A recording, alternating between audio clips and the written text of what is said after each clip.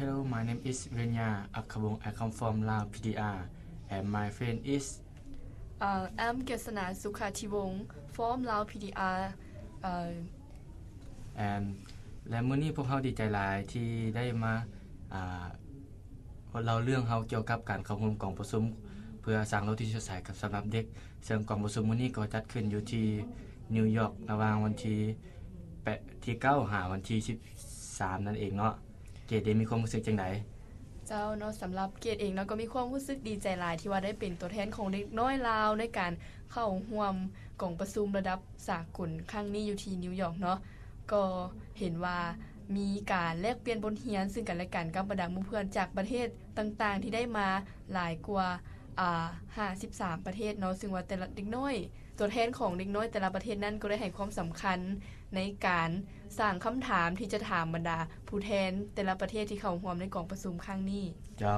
และที่สำคัญเด็กน้อยที่ว่าเข้าร่วมนี่ก็มีหลายคนบ่ว่าจะเป็นทั้งหญิงและชายแล้วก็แต่ละประเทศก็ได้เข้าร่วมซึ่งภาษาไทยที่แตกต่างกันก็มีประมาณ20กว่าภาษานั่นเองเนาะซึ่งที่สำคัญนี่เพราะว่าปีนี้ก็จัดขึ้นเป็นครั้งที่2ก็คือในปี2000ครั้งที่1ได้จัดขึ้นในปี2002นั่นเองเนาะซึ่งว่าพวกเฮาเองก็ได้มีการตั้งคำถามหรือว่าหางคำถามเพื่อจะไปถามผู้นำเกี่ยวกับสิทธิของเด็กต่างๆที่เกี่ยวกับโลกที่สดใสและที่สำคัญพวกเฮาก็ได้เรียกร้องให้บรรดาประเทศที่ว่าเจริญแล้ว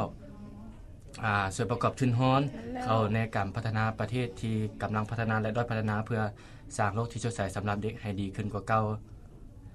เจ้าและพวกเฮา2คนเนาะตัวแทนของเด็กน้อยลาวก็ขอแสดงความขอบใจมายังองค์การยูนิเซฟเนาะแล้วก็องค์การที่เกี่ยวข้องต่างๆที่ได้ให้ทุนสนับสนุนให้พวกเฮานั้นมาถึงที่สหรัฐอเมริกาแห่งนี้เพื่อเข้าร่วมกองประชุมดำเนินกิจกรรมกับบรรดาหมู่เพื่อนทุกๆคน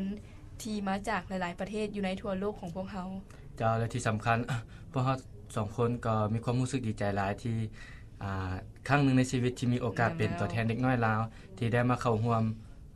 กองประชุมในครั้งนี้และข้าพเจ้าทั้งสองก็ขอนำเอาบทเรียนหรือว่าประสบการณ์ต่างๆที่ได้พบปะกับหมู่เพื่อนบรรดาต่างประเทศหรือว่าและจะนำเอาบทเรียนที่พวกเฮาได้เรียนแล้วก็พวกเฮาได้เข้าร่วมกองประชุมนั้นไปนำใช้พัฒนาประเทศเฮาเพื่อจะให้เด็กน้อยพวกเฮาหลุดพ้นจากการกดขี่กดหิ้นหรือว่าจากการทารุณต่างๆเพื่อปรับปรุงชีวิตของเด็กน้อยเฮาให้ดีขึ้นกว่าเก่า